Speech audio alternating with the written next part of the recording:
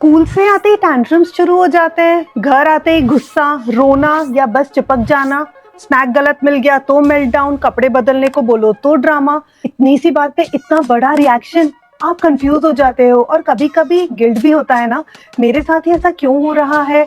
But let me tell you this today, you are not alone and there is nothing wrong with your child or you. Hi, I'm Rahila Tayyebi, a trauma-informed parenting coach and a mom of 2 little boys. मैं हर रोज parents से मिलती हूँ जो पूछते हैं मेरा बच्चा school में तो ठीक रहता है पर घर आके तूफान क्यों मचा देता है। आज इस वीडियो में I want to hold your hand and say there is a reason and there is something we can do to make it easier for them and for us. Let us understand first why school is so draining for them. छोटी सी body, इतना बड़ा दिन। Imagine 4-5 साल का बच्चा सुबह से rule, sitting still, not interrupting, not getting excited, asking to even pee, सब कुछ कंट्रोल में रखना पड़ता है, इमोशन भी, एनर्जी भी, एक्सप्रेशन भी। और फिर जब घर आते हैं देयर बॉडी से फाइनली सेफ हूँ, अब जैसे चाहूँ बिहेव कर सकता हूँ।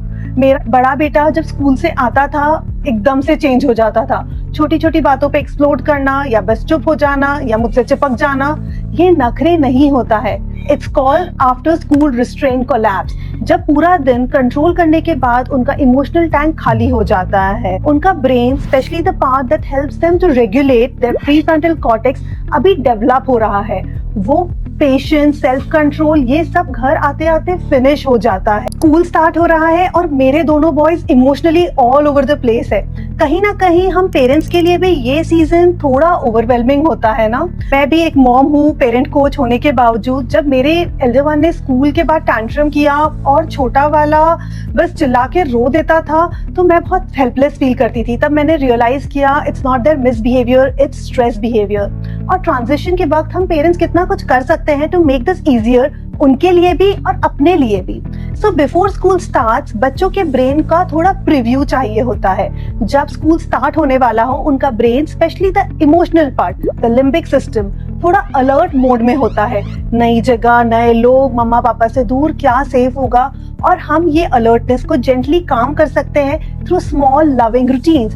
मैं क्या करती हूँ और क्या रिकमेंड करती हूँ वो मैं बताऊंगी। स्कूल रूटीन थोड़ा पहले से स्टार्ट कर दीजिए, जैसे चलो स्कूल चलते हैं, बैग पैक करना, शूज पहनना, बाथरूम जाके आना, सारे स्टेप्स प्रैक्टिस करिए घर पर।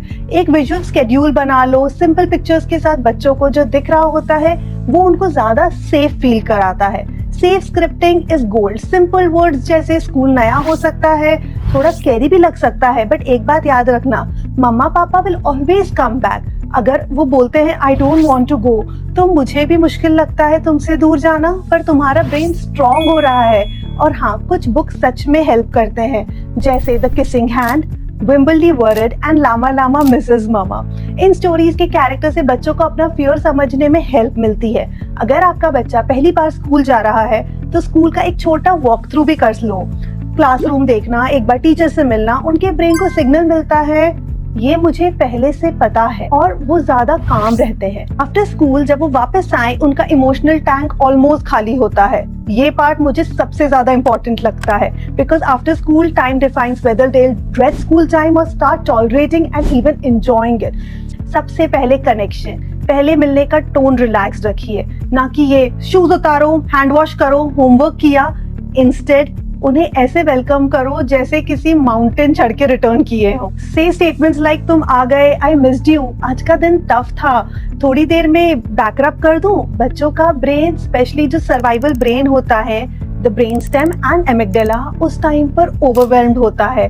और जब हम इमीडिएटली इंस्ट्रक्शन देने लगते हैं वो शट डाउन या मेल्ट डाउन हो जाते हैं। सेंसरी स्ट्रेस रिलीज होना जरूरी है। ये कोई एक्स्ट्रा एक्टिविटी नहीं है, ये थेरेपी है। वाटर प्ले उनका नर्वस सिस्टम काम डाउन करता है। जंपिंग या रफ हाउसिंग या डांस ब्रेक्स, स्क्रिबल, ड्राइंग या चॉक ऑन द फ्लोर, ये सब उनका क्रिएटिव इमोशनल रिलीज करता है।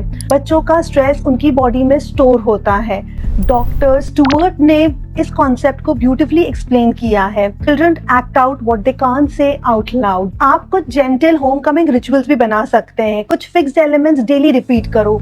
ये प्रिडिक्टेबिलिटी उनके ब्रेन को सेफ फील कराता है, जैसे एक वार्म स्नैक और कडल टाइम, थोड़ा सूदिंग म्यूजिक, और सबसे important 10 minutes no instruction zone. बस प्रेजेंस बिना किसी डिमांड के। इमोशनल वैलिडेशन सब कुछ है। बच्चा खुद नहीं बोल सकते मुझे ओवरवेल्म लग रहा है, पर जब हम बोलते हैं कि लगता है आज स्कूल का दिन बहुत लंबा था, थक गए होगे, अगर क्राई किया तो इट्स ओके, बहुत ब्रेव हो तुम, बात करना जरूरी नहीं, जब फील हो तब बताना, तो वो सेफ एंड सीन फील करते हैं। डॉक्टर डैन सिगल के वर्ड्स में name it to tame it, जब हम उनकी फीलिंग्स को नाम देते हैं उनका ब्रेन काम डाउन होने लगता है। मैं ये सब सीखी हूँ as a mama first and फिर एज अ कोच। हम परफेक्ट नहीं हैं और ना होंगे, बट हम प्रेजेंट हो सकते हैं और यही इमोशनल सेफ्टी की फाउंडेशन है। So here are few reminders for parents for your own emotional support also. Dear parents, at the end I want to tell you this is tough for them and for you. When your child melts down at home, it means they feel safe enough to let it go. Repeat with me.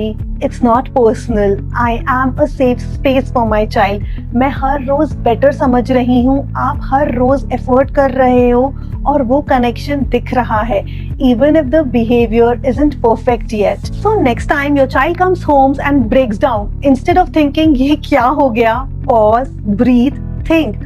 उनका emotional tank खाली हो गया है, let me fill it with safety. आपके बच्चों का क्या reaction होता है after school? Let's support each other through this. Subscribe to this page for more parenting content. Parenting isn't about getting it right every time, it's about showing up again and again with love.